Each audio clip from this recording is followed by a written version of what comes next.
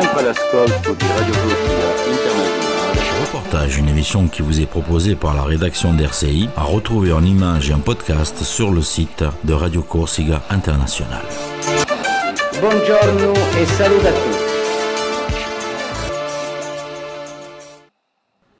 Bonjour, nous allons parler théâtre aujourd'hui avec une pièce qui se joue à l'Albor. Pour en parler, l'actrice et le metteur en scène. Bonjour messieurs, dames. Bonjour. Alors un petit mot tout d'abord sur cette pièce. C'est une pièce de Peter Turini. Qui s'appelle 7 secondes d'éternité. Et ça correspond aux 7 secondes que Eddie Lamar, c'est une scène du film dans lequel apparaît pour la première fois une femme nue à l'écran au cinéma.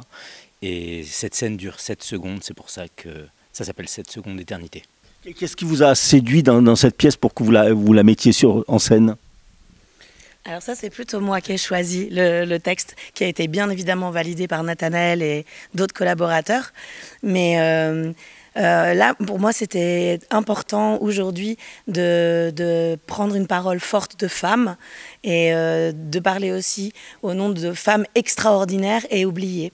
Donc on retrouve Eddie Lamar, il y a eu là un reportage dernièrement sur Arte, il y a eu aussi dans la bande dessinée Les Culottés, il y a des pages sur elle, on parle de plus en plus d'elle, mais ce texte, moi je suis tombée vraiment en amour de l'écriture de Turini et de la voix qu'il a donnée à cette femme, parce qu'il imagine après tout ce qu'elle a vécu, et il met aussi beaucoup de fiction dans ce qu'elle a vécu. Tout n'est pas vrai, ça n'est pas une biographie.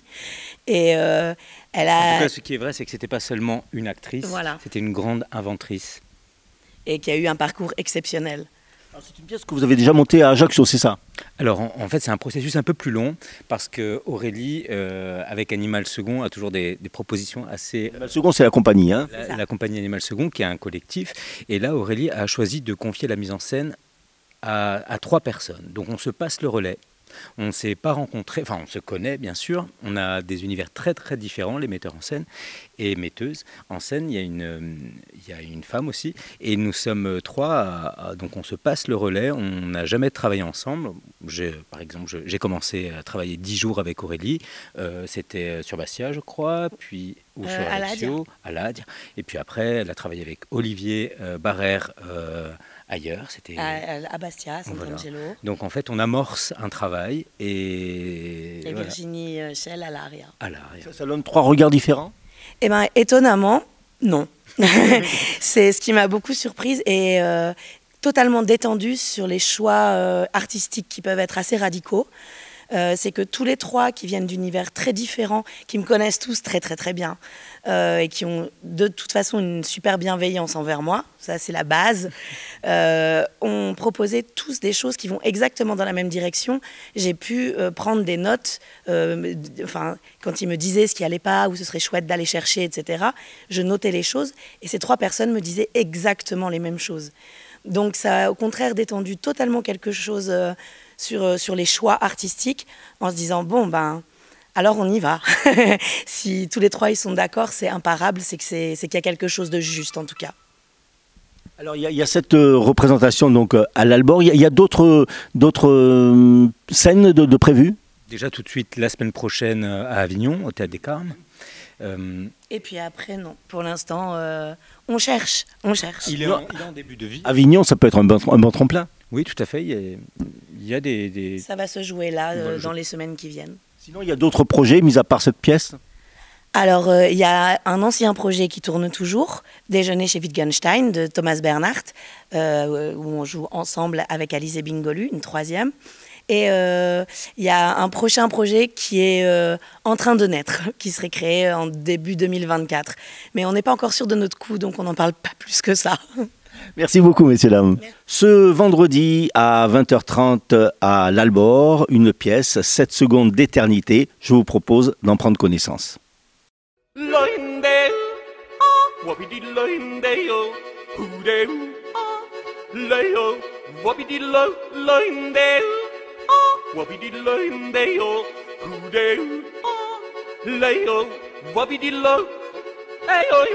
Lorsque le film fut pour la première fois à l'affiche à Prague, il ne se passa rien de particulier.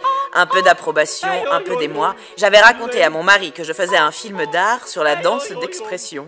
Lorsqu'il s'est fait montrer le film en projection privée et que nous sommes arrivés à l'endroit où je cours, nu à travers la forêt, il a perdu son sang-froid et gueulé comme si on l'écorchait. Ça m'a plu. Il m'a fait enfermer dans sa villa de Hirtenberg à la campagne. Avec une surveillance rigoureuse, il donnait des instructions à ses agents afin qu'ils achètent toute copie du film en circulation. Peu lui importait le prix, mais c'était une erreur de sa part. Un mari enragé qui dépense une fortune pour que personne ne puisse voir pendant 7 secondes sa femme nue. Cette histoire était tout simplement trop bonne. Elle s'est très vite répandue pour finir dans tous les journaux. Les reportages se déchaînaient en parlant du plus grand scandale de la société viennoise. Ça aussi, ça m'a plu. Quand Mussolini a entendu parler de cette histoire, il a ordonné que le film soit à l'affiche de tous les cinémas romains pendant 15 jours sans interruption. Mon mari avait vendu des armes à Hitler alors qu'il les avait promises à Mussolini. Hitler lui avait proposé davantage.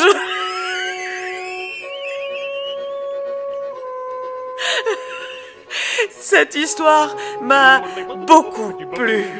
À propos d'une scène du film, un critique a écrit « Dans son visage se reflète toute la douleur de l'orgasme féminin ». Cela m'a particulièrement plu. En réalité, le réalisateur Makati était couché sous le lit et me piquait sans cesse les fesses avec une aiguille à tricoter.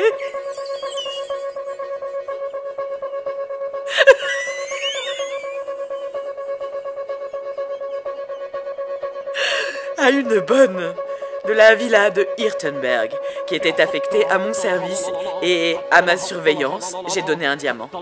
J'ai enfilé sa robe et me suis enfui au Havre. Je me suis acheté une fourrure chère et me suis embarqué sur le Normandie, destination New York. Le navire quittait le quai et du bastingage, j'ai vu mon mari, le marchand d'armes à couilles inégales, à la tête d'une armada de détectives foncer dans le port. Il arrivait trop tard. Cela m'a plu, plus que tout.